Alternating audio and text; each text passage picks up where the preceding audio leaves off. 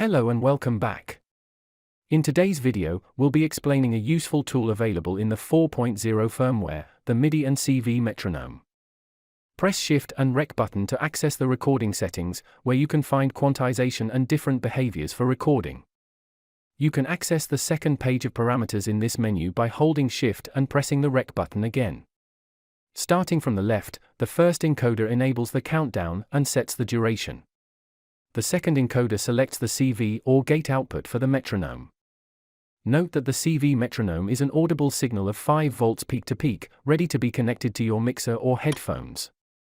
If you are using a gate output, the metronome signal can be 5 or 10 volts peak to peak. So remember to check the gate voltage configuration in analog settings to avoid damaging your headphones, mixer, or speakers.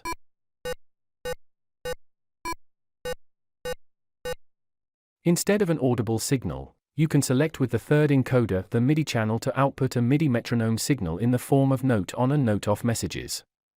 The first pulse of the metronome outputs a higher pitch note. The fourth encoder selects the metronome mode as always enabled or only during the count-in.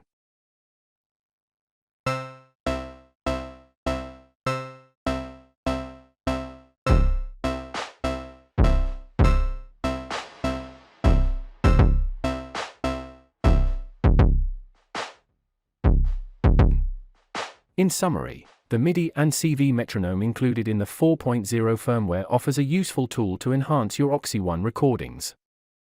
See you next time.